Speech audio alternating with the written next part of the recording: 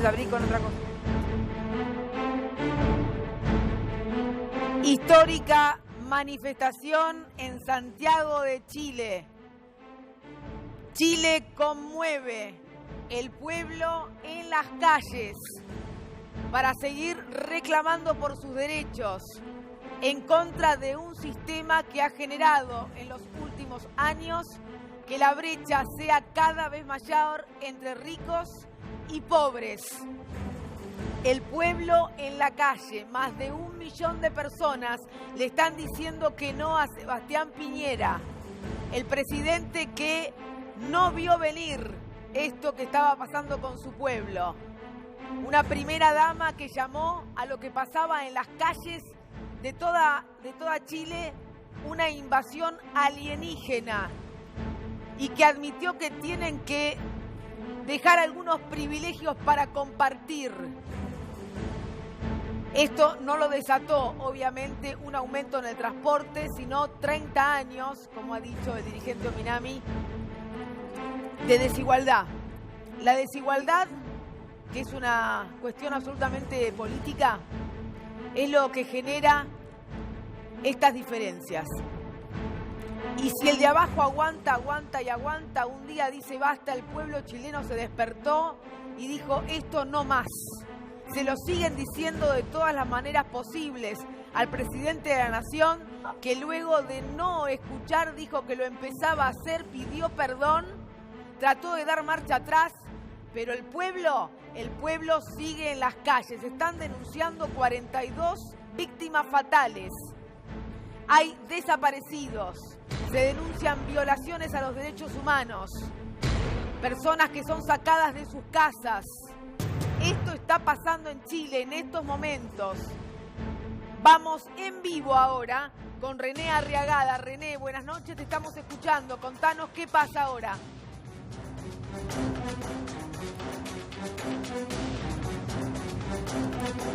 René Arriagada es un colega. No, ustedes aquí ya no tengo imagen, pero sí. Bueno, no lo estamos escuchando con claridad, ¿eh? Retomamos esto en un segundo nada más. Chile conmueve. Realmente nos conmueve. Ese país que muchos de los economistas de la Argentina y nuestras autoridades nacionales nos ponían como ejemplo a seguir, porque era una economía en crecimiento, porque era una economía que no generaba inflación, se dedicaron a ocultar esta brecha de la que te estaba hablando. Era fácil señalar un número, pero nadie hablaba de los ciudadanos y del pesar de los que están más abajo. ¿No la vieron venir?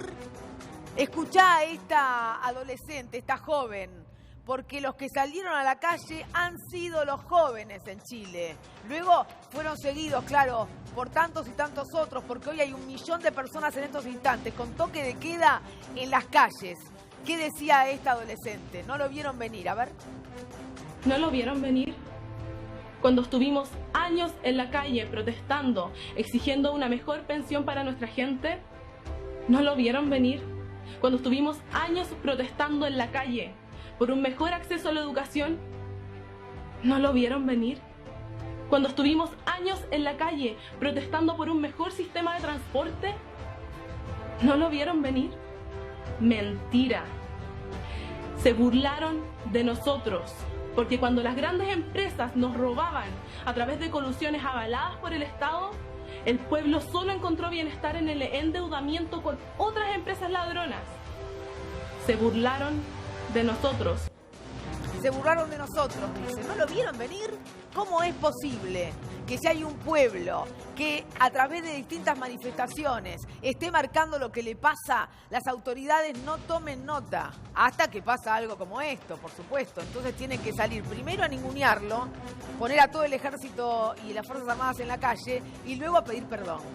Bueno, el perdón, que yo creo es una condición divina, no es de la dimensión humana, no está en las manos de un pueblo que necesita no escuchar perdón, sino decir que esto se cambia, que esto se modifica. Mario Solís está en línea, a ver si a Mario lo podemos escuchar y nos puede contar qué está pasando en estos momentos, porque un colega, René Arriagada, estaba denunciando 42 víctimas fatales. Mario.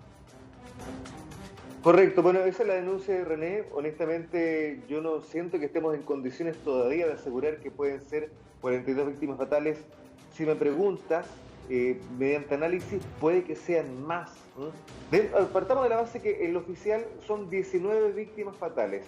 Esa es la información que ha entregado el gobierno, con toda la nebulosa, con toda la serie de confusiones que hay.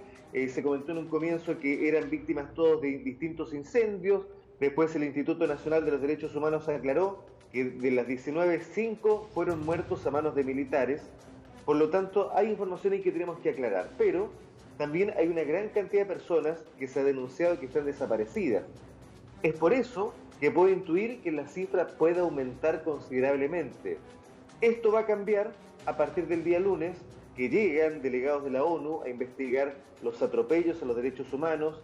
Van a estar durante 4 semanas trabajando en Chile y yo creo que ahí por fin comenzaremos a conocer la luz, porque esto puede ser la punta del iceberg de lo que está pasando en Chile. ¿Qué pasa con el toque de queda? Un pueblo que sigue en la calle. El toque de queda sigue en la región metropolitana, parte a las 23 horas, en otros puntos del país ya partió a las 20 horas. Eso lo va determinando cada jefe de zona naval. Pero lo cierto es que el chileno no está respetando este toque de queda. Se mantiene esa actitud desafiante. Es ya una tradición que apenas comienza el toque de queda, gran parte de los vecinos, gran parte de los pobladores salen de sus casas con una olla que empiezan a emitir ruido, los famosos cacerolazos, porque el chileno ya perdió ese respeto a la autoridad militar. El chileno ya no le tiene miedo a las Fuerzas Armadas. Pueden llegar a veces con armas, pueden intentar reprimir la opinión, pueden intentar espantar, disuadir, sacar sus carros lanzaguas, bombas lacrimógenas, pero el chileno ya perdió ese respeto que tenía, ese susto que tenía el mundo militar. ¿Qué está haciendo el presidente Piñera, Mario? A esta hora, por trascendidos que han surgido, no es información oficial, tengo entendido que está reunido con sus principales asesores y jefes de gabinete. Está en una situación bastante tensa y bastante complicada. Ya este movimiento no cumple una semana. Cumplimos una semana con toque de queda, pero este movimiento ya se arrastra de más tiempo. Si las primeras manifestaciones comenzaron el miércoles o el martes de la semana pasada y fueron gatilladas por la tercera vez consecutiva del subte chileno, el metro, ¿no? Pero la violencia, la furia de la clase media comenzó el viernes pasado. Y eso es lo que la gente aún tiene en la retina, que el presidente Piñera no ha logrado controlarlo. No ha logrado disminuir la intensidad de las manifestaciones y cada vez que la Armada intenta desplegar una maniobra para calmar a la población, esta reacciona con más fuerza y ya ha anunciado que no se va a detener. La cuestión es, ¿hasta dónde podemos hablar de gobernabilidad de Piñera en esta instancia y hasta dónde peligra su presidencia, Mario? A ver, su presidencia claramente está peligrando. La Constitución chilena está hecha así para que sea bastante complejo el proceso de que un presidente deje su cargo, ya sea por renuncia o porque el Congreso solicitó su vacancia. ¿Y eso por qué? Porque esta Constitución fue hecha y fue diseñada pensando en ese momento quien manejaba el poder era Augusto Pinochet. Esta Constitución estaba creada para su permanencia. Recordemos que por eso, el año 1988, se sometió al país a un plebiscito para establecer si Augusto Pinochet permanecía 8 años más en el poder o finalmente se abría el país a una democracia. Porque esa Constitución está diseñada únicamente para que Pinochet siguiera al mando y siguiera imperando el sistema que hasta el día de hoy tenemos, este sistema neoliberal capitalista, que es el que nos está perjudicando como nación. Bien, ¿y qué pasa? Mencionaste al Congreso, ¿no? ¿Cómo está analizando el Congreso los pasos a seguir, teniendo en cuenta que esta manifestación de hoy, yo he dicho que conmueve lo que está pasando, lo que está haciendo el pueblo chileno? Claramente. Sí, te escucho.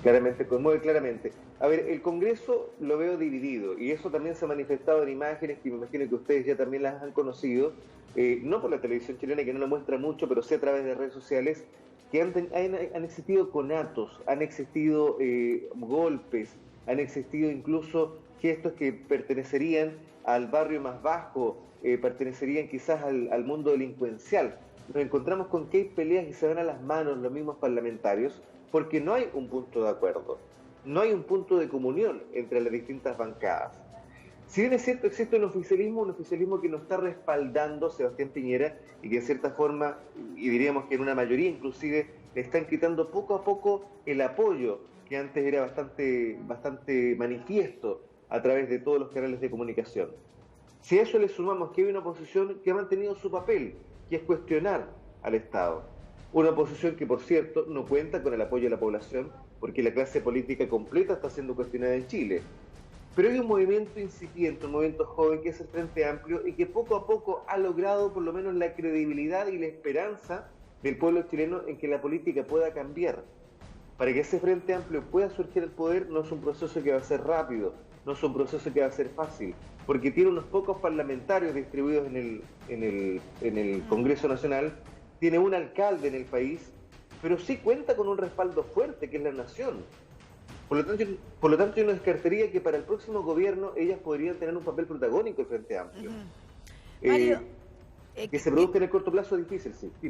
No, digo, quédate en línea, vamos a compartir cómo está reaccionando la comunidad internacional, artistas, el mundo de la cultura, por supuesto algunos son chilenos y otros no, de distintas nacionalidades, que me parece importante porque el mundo está poniendo su vista, su visión sobre lo que está pasando en Chile. Quédate allí y hablamos con nuestros invitados. Por ejemplo, Isabel Allende, obviamente, la escritora. En Chile, que supuestamente goza de estabilidad, han estallado graves protestas populares con actos de destrucción y pillaje. Son la expresión iracunda de un pueblo frustrado. Esta crisis no se resuelve con los militares en la calle. Se requieren cambios profundos. El sistema neoliberal basado en el lucro ha vendido, privatizado todo. La educación, la salud, el agua, el gas, el transporte colectivo. La desigualdad social y económica es vergonzosa. La gente está enfurecida por los sueldos de hambre y el costo de la vida que obliga a la gran mayoría a vivir a crédito o en la pobreza, mientras los ricos viven en su burbuja evadiendo impuestos y acumulando más y más. Esto inevitablemente crea violencia y en algún momento estalla. Así han comenzado todas las revoluciones. Habla de revolución Isabel Allende. Tenemos, a Jorge Drexler. Chile, no al estado de emergencia, diálogo con la ciudadanía. Esto es del siglo XXI, presidente Piñera. Dice Jorge Drexler. Tenemos también a García Bernal, a Gael García Bernal. No jodan, carajo. ¿Qué es esto? Respecto de lo que está pasando, porque aquí lo que se ven son imágenes tremendas de Chile, Violaciones a los derechos humanos, hay denuncia de violaciones a mujeres por parte de hombres de las Fuerzas Armadas, estamos hablando de desapariciones, es muy delicada la situación de Chile. Y Baltasar Garzón, que tuvo que juzgar alguna vez a Pinochet, carta abierta al presidente de Chile, Sebastián Piñera. Dice, entre otras cosas, el ejército no está preparado para controlar el orden público, sino para hacer la guerra, para doblegar al enemigo o destruirlo. Esto lo asegura en esta carta, insistimos, abierta, dirigida al presidente Piñera. Estamos hablando del doctor Baltasar Garzón. Es decir, hay un mundo preocupado y denunciando aquellas cosas que a esta altura son atrocidades y violaciones a los derechos humanos en Chile. Me parece que voy a hablar, si Mario seguís allí, ¿verdad, Mario? Sí, estoy acá. Bien, Perfecto. Bien, porque quiero que escuchen atentamente, voy a presentar a nuestros invitados porque me parece que esto requiere de todos un análisis importante. Insisto, porque en la Argentina nos decían que este era el ejemplo a seguir. Y acá el único ejemplo lo está dando el pueblo chileno. Doctor Gregorio Dalbón, ¿cómo le va? ¿Qué tal? ¿Cómo estás? Gracias por venir. No, por favor. Fuerte, ¿no? Sí, esto es producto de la desigualdad. Vos lo dijiste, algunos pensaban que era el país a donde había que mirarse al espejo. Yo me solidarizo sobre todo con el pueblo chileno y entiendo que ya es hora de que las organizaciones de derechos humanos pongan más firme el pie en esto que estás vos manifestando en relación a las desapariciones, en las cuestiones que han sucedido. El presidente mismo ha dicho estamos en guerra. No se dicen esas cosas suavemente como lo dijo y de la manera en que lo dijo y ante un pueblo que lo único que está pidiendo es igualdad, es oportunidad, es tratar de tener dignidad, trabajo. Me parece que realmente los chilenos tienen que arreglar su tema, porque la Argentina y nosotros, y yo aquí sentado, no soy quien para decirle cómo hacerlo ni qué tiene que hacer Piñera. Pero creo que en cualquier país del mundo, o por lo menos de Latinoamérica, con 42 muertos en las calles, ningún presidente tendría que estar al mando de ese país, sino que ya debería haber una asamblea legislativa buscando redoblar un poco esa figura presidencial para que se calme un poco los ánimos y no tengamos mañana 80 o 120 muertos. Con esto no quiero decir que Piñera tenga que renunciar, lo que quiero decir es que en ningún país de Latinoamérica con 42 muertos el presidente sigue estando a cargo de su país. Es difícil de entender, Mario. Acá lo que estamos planteando es que, por eso yo le preguntaba recién a Mario Solís, qué pasa con el Congreso, ¿no? Teniendo en cuenta si estamos ante esta situación donde cada noche se aumenta el número de víctimas fatales, Mario. Yo creo que lo que debería ocurrir, el Congreso debería escuchar a la población. Partamos de la base que la democracia hay que cuidarla, y haciendo un mea culpa de los chilenos no fuimos capaces de proteger la democracia. En Chile se instaura un voto voluntario. ¿Y esto para qué se hizo? Para aumentar el padrón electoral, para que figurasen más personas que tengan la oportunidad de acercarse a las urnas, y supuestamente estaba a elección de cada chileno si iba o no a elegir a su próximo mandatario. Pero finalmente del padrón completo votó solamente un 30%. Y ese 30% fue el que permitió que llegase Sebastián Piñera al poder. Pero ese 30% no representa al resto de los chilenos. El resto de los chilenos no fue a votar por distintos motivos, por desidia, por desinterés, porque no pensó lo que puede ocurrir más adelante, y la mayor parte, que también es un error del gobierno, porque el ir a votar era una inversión que para muchas familias significaba quizás el presupuesto de su almuerzo. Calculemos que los pasajes en Chile son altos, $1.20 cada pasaje, por lo tanto, que fuese la familia a votar involucraba quizás el presupuesto del almuerzo del día. Entonces, todos esos factores llevaron a que, teniendo tan poco respaldo popular, el presidente Piñera, así todo, salió electo con un porcentaje muy bajo de aprobación. La diferencia que tuvo con Alejandro Guillermo fue mínima. Daniel Ricard, buenas noches. Mira, me parece que esto que está pasando en Chile se enmarca también en cosas que están ocurriendo en Ecuador, en Bolivia, en el Líbano y en Hong Kong. Y tiene que ver con la falta absoluta del gobierno de turno. En Argentina estamos en una situación bastante parecida, que no se ha comprometido con las reformas estructurales que los países necesitan. Por ejemplo, en Chile hace falta radicalmente una reforma en educación y en salud muy profunda. En Ecuador hace falta una reforma en el tratamiento de los ciudadanos indígenas. En Argentina hace falta un montón de reformas que tienen que ver con el tema económico, como son la reforma impositiva, la reforma laboral, la reforma política, la reforma del Estado y la reforma previsional, pero también hacen falta reformas estructurales en salud y educación. Esto por un lado. Por otro lado, en todo el mundo se está empezando a cuestionar la figura de la democracia tal cual la estamos conociendo hoy.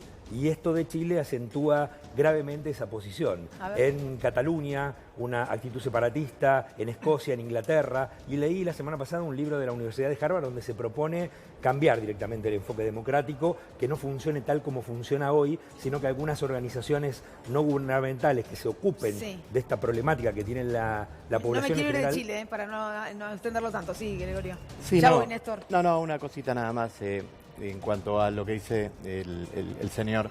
Me parece que comparar reformas estructurales de otros países hoy, cuando estamos hablando de que hay 1 millón de personas en Chile, y traer a la Argentina para manifestar que hace falta determinadas cuestiones.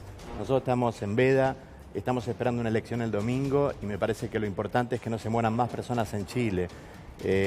Hoy lo que está sucediendo es muy importante, es Latinoamérica, son nuestros hermanos y creo que tenemos que estar solidariamente con ellos, sin perjuicio de lo que tenga que hacer, el espejo era Chile, y de cómo tiene que salir. Me parece y el espejo evidentemente no es Chile. No, el espejo no es Chile para nadie, y creo que tampoco con determinadas cuestiones no se puede decir que esto se soluciona de esta manera desde aquí sentado. No. Ellos tienen que solucionarlo y seguramente son los chilenos los que tienen que salir, porque la Argentina es un país que no es intervencionista de ninguna manera y ojalá puedan salir. Los chilenos hoy están así porque hay desigualdad. Yo no quiero decir, cuáles son las propuestas o cuáles son las cuestiones económicas o qué pasa en Hong Kong, porque no. Hoy es Chile, estamos acá, están al lado nuestro. Hay que tenderle una mano, hay que ser solidarios y hay que mirar lo que pasa cuando hay desigualdad en Latinoamérica. Despido a Mario Solís, que tiene que seguir trabajando. Bien, perfecto. Y le agradecemos a Mario el contacto. Sí, Néstor. Sí, a ver, algunas cosas que están surgiendo por esta hora. Hablabas de solidaridades desde Paul McCartney hasta Marcelo Gallardo, el entrenador de River Plate, se solidarizaron con el pueblo chileno. En estos momentos, Charles Aranguis, un futbolista de la selección chilena, formula declaraciones en el diario La Hora en el que dice que esta vez ganará el pueblo. Y el plantel de Colo-Colo, uno de los equipos más importantes del fútbol, está anunciando que va a salir a marchar. Hay una cosa de la que se habló recién que no terminé de entender. A ver. Mi compañero economista habló de 5 reformas estructurales que hacen falta en la Argentina, comparándolas con lo que pasa en Ecuador y con lo que pasa en otras latitudes. Chile hizo todas esas reformas, exactamente todas, y bien profundas, hasta el hueso. Hay 1.200.000 personas en la calle. ¿Qué pasó? Bueno, que las reformas estuvieron mal hechas. Eso pasó. La fuerza de los carabineros, por ejemplo, tienen una jubilación por el régimen de reparto. Y a la gente le pusieron la jubilación de las AFJP, que les cobra el doble de lo que los devuelve y además no se los devuelve en tiempo y forma. Además, coincido con mi compañero de que básicamente la gran problemática tiene que ver con la desigualdad. Pero la desigualdad tiene que ver con que en Chile, el que no tiene dinero, por ejemplo, no puede estudiar, porque no puede pagar el pasaje de tren, porque no puede pagar la universidad. Que eso es desigualdad, y porque ¿no? hay miles de chicos que estudian en la universidad que están endeudados. El 48% de la población chilena está endeudada para llegar a fin de mes. Si somos compañeros... Un segundo que tengo que ir acá también, un Gregorio. segundo nada más y ya te doy. Si somos compañeros, le agradezco, porque somos compañeros, tenemos que solidarizarnos con nuestros compañeros chilenos. Sin ningún lugar a dudas. Ariel Aguilar, doctora Salvo, buenas noches. Bueno, gracias por la invitación, Rosario. Sí, primero solidaridad con el pueblo chileno, ¿no? ¿Sabés a qué me retrotrae esto? Allá por el 2015 el planteo era que teníamos que hacer como Chile. ¿Y sabes por qué me llamó mucho la atención? Porque a mí me tocaba ir a vender a Chile los años previos, a vender como fabricante y como representante de un determinado sector productivo de manufacturas del cuero. Y si vos salís de Las Condes, salís de Valdivia, salís de Bellavista o salís de Providencia, la desigualdad que hay en Chile era impactante.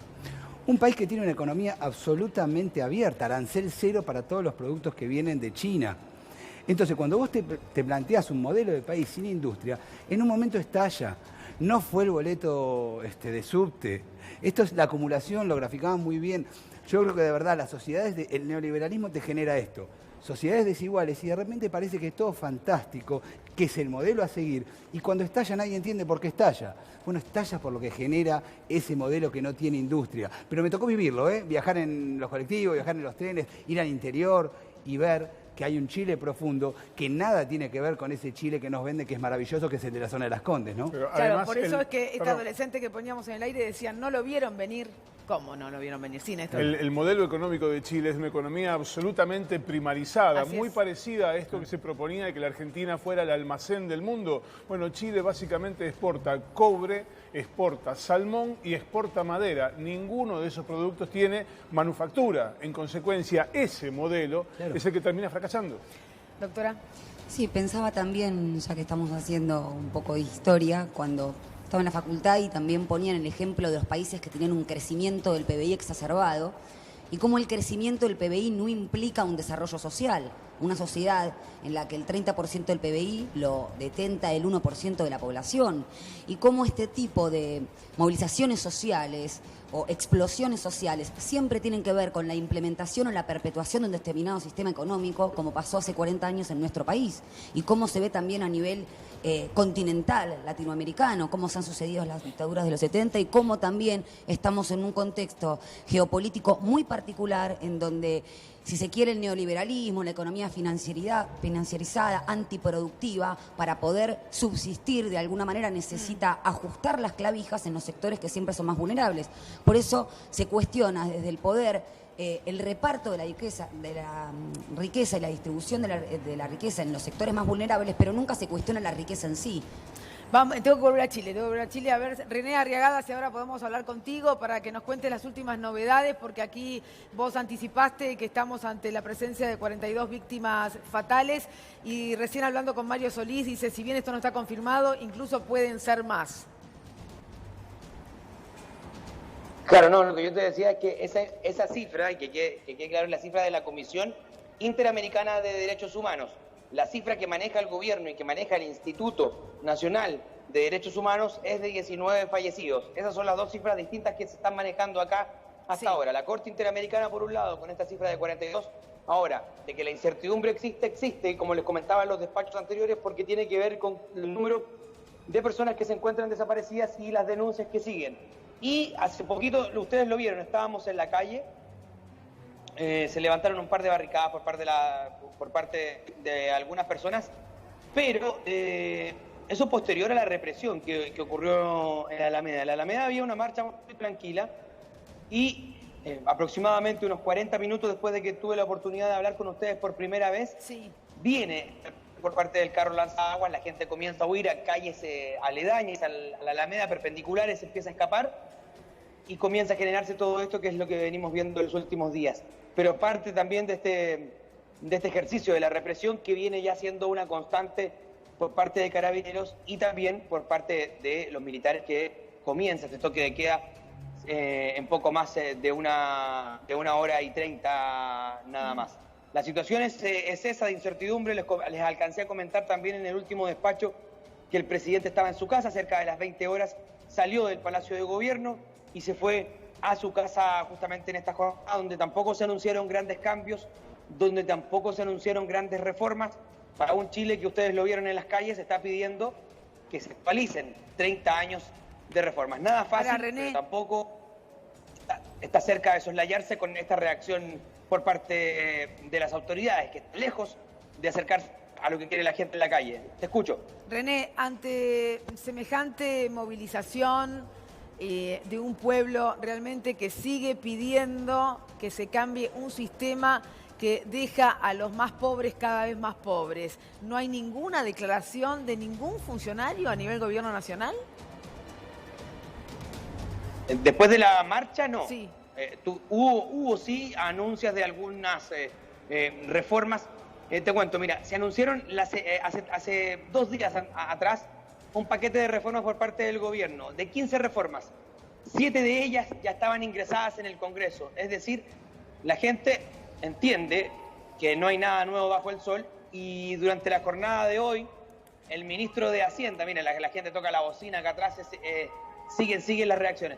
El ministro de Hacienda durante la jornada de hoy dice, la gente no entiende lo que el presidente les está ofreciendo. Y no es que no entienda, el problema es que lo entiende perfectamente y sabe que ninguna de esas 15 medidas es un real cambio a estos 30 años de injusticia social, de ser uno de los países más desiguales del mundo, ni siquiera de Latinoamérica, sino que del mundo, donde efectivamente se puede vivir bien cuando ganas bien, pero cuando no, es muy complejo llegar a fin de mes para muchos chilenos.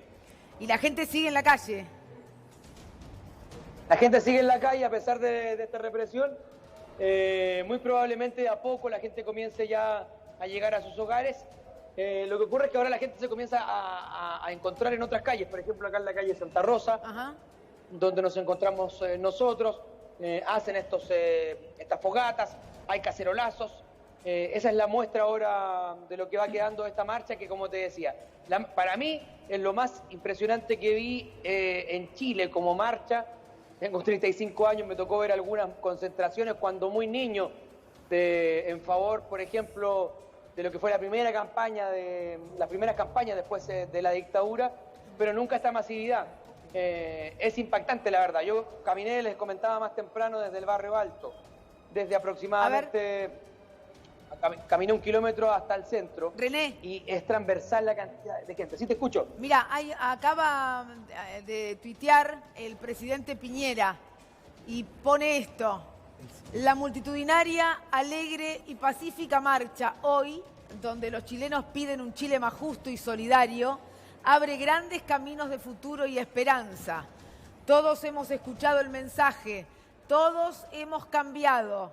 con unidad y ayuda de Dios, recorreremos el camino a ese Chile mejor para todos. Esto es lo que dice el presidente Piñera.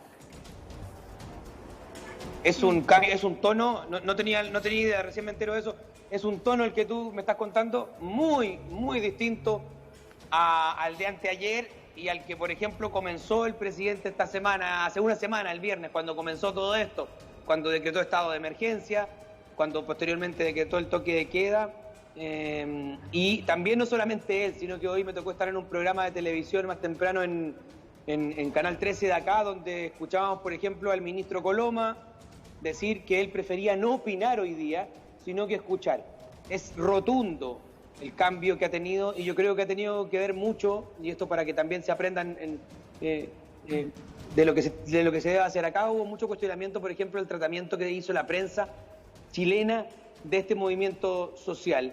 Y a raíz de esto que estamos haciendo, tal vez, de que se sepa afuera, esta presión internacional de las imágenes que llegaron, se influye también en una presión para el gobierno de Sebastián Piñera, que hace un par de semanas se consideraba un líder importante dentro de la región y que hoy tiene que tener estas declaraciones de humildad para ver si puede acercarse un poco a este movimiento que, si uno está en la calle, más de la mitad está pidiendo la renuncia del presidente y del ministro del Interior por lo bajo para poder salir de las calles.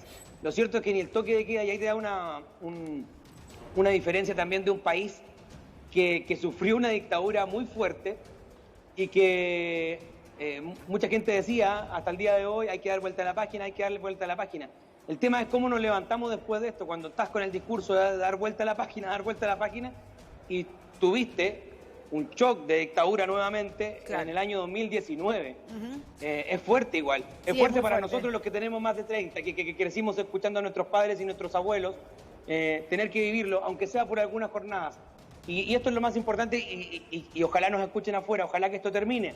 Depende mucho también de la comunidad internacional que termine esta violencia militar, esta violencia por parte de carabineros, y que las cosas de ahí se vayan calmando. Esperemos que así sea, porque la comunidad internacional está reaccionando y está pidiendo justamente que cese esta violencia. El presidente Piñera se encomienda también a Dios. Manifestación pacífica, alegre, pero hubo represión. Entonces, ahí también hay algo de contradicción, ¿no? Sí. Sí, es que esa es la tónica.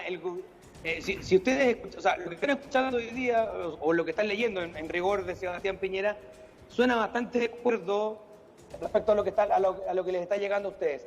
Lo que fue la semana completa de declaraciones, no solo de él, sino que de los personeros de gobierno, de hacer caso omiso, de declarar constantemente que esto se trataba de lumpen, de vándalos, de personas que estaban completamente fuera de sí. Escucharon ese audio por parte de la primera dama en que alude a alienígenas, es decir... Permitime, René, que tenemos una información de último momento. A ver, la compartimos. Sí, Néstor. El Instituto Nacional de Derechos Humanos de Chile acaba de reportar que ha formulado 67 acciones penales por violaciones a los derechos humanos, 17 acciones de amparo por violaciones por situaciones particulares de ciudadanos.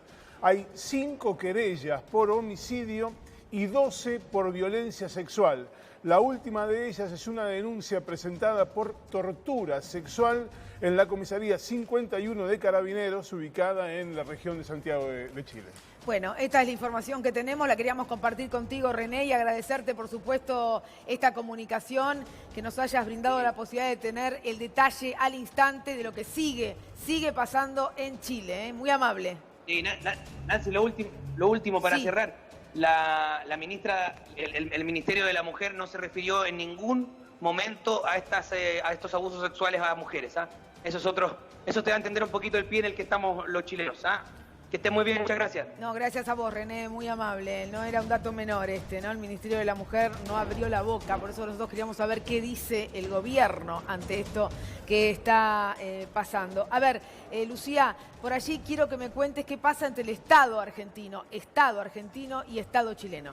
Sí, Rosario, bueno, vos recién leías el tuit de Piñera y la verdad es que, por supuesto, salvando las distancias enormes porque la Argentina no está ni cerca de una situación similar, pero uno leía descontextualizado ese tuit y es exactamente lo mismo que estuvo repitiendo Mauricio Macri en todas sus marchas del Sí se puede. Una alusión a Dios, una alusión a escuchar, y esto no es casual, ¿no? Porque la realidad es que en el gobierno, Ariel lo decía hace un rato que se ponía como referencia al modelo chileno, pero eso no fue solo en 2015, hasta hace 3 meses en el gobierno hablaban de que Mauricio Macri quería ser como su amigo Sebastián Piñera, esta alternancia en el mando, irse, retirarse un tiempo si perdía las elecciones y volver. Y la verdad es que hace unos meses nomás, también en julio, Piñera y Macri coincidieron en un seminario de la fundación de Vargas Llosa, sí. Y allí Piñera elogió mucho al gobierno de Mauricio Macri, le dijo que estaba en el camino correcto y que este gobierno iba a dar sus frutos, todo lo que estaba haciendo, y Macri dijo, Chile es nuestra referencia. Así que bueno, esa es un poco la relación bilateral, y hasta el momento en el gobierno no han salido muchos referentes, muchos funcionarios a decir nada sobre la situación de Chile. La primera que salió fue Patricia Bullrich diciendo Piñera está en guerra, y desde ahí en más la posición oficial no ha variado. Bien, hablamos de Chile porque en Chile también, ante toda esta problemática, el pobre, el que menos tiene acceso, está endeudado. Tiene créditos para todo. Tiene que sacar un crédito para poder ir a la universidad, un crédito para poder atenderse en la salud, un crédito para la vivienda.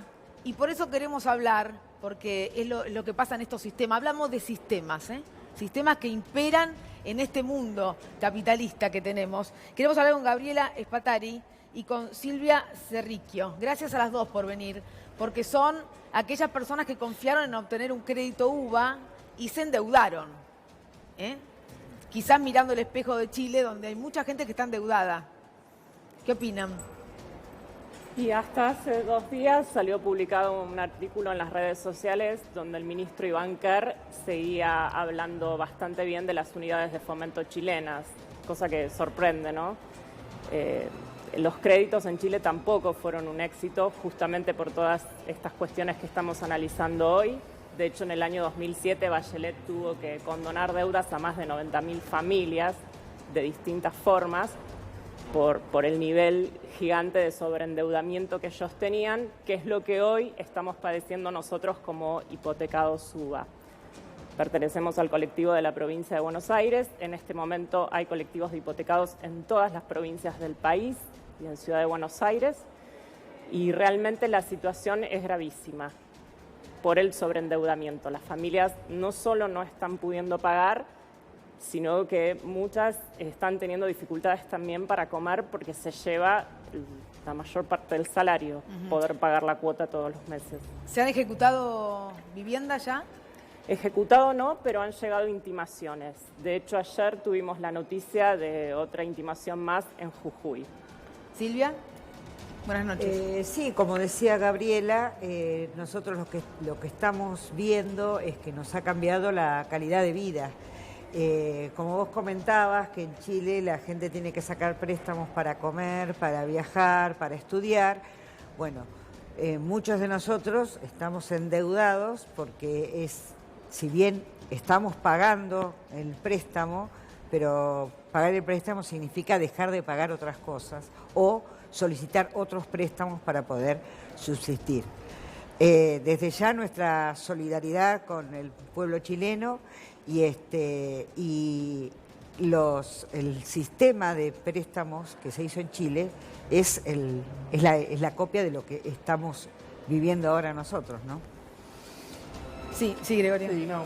Me llamó mucho la atención lo que dijo el periodista chileno en base a la cuestión de la dictadura, que él tenía 30 años y que sus padres hablaban de que lo que había hecho Pinochet no había sido juzgado. Nosotros en la Argentina hemos tenido el juicio a las juntas y hay alguien que dijo nunca más, que fue el fiscal Estracera, y hay alguien también que dice nunca más al neoliberalismo. Yo entiendo que los pueblos y los países que no buscan y no realizan justicia cuando realmente padecen hechos aberrantes como los que dijo Néstor Expósito, torturas sexuales, homicidios, carabineros que le tiran a la gente en la calle.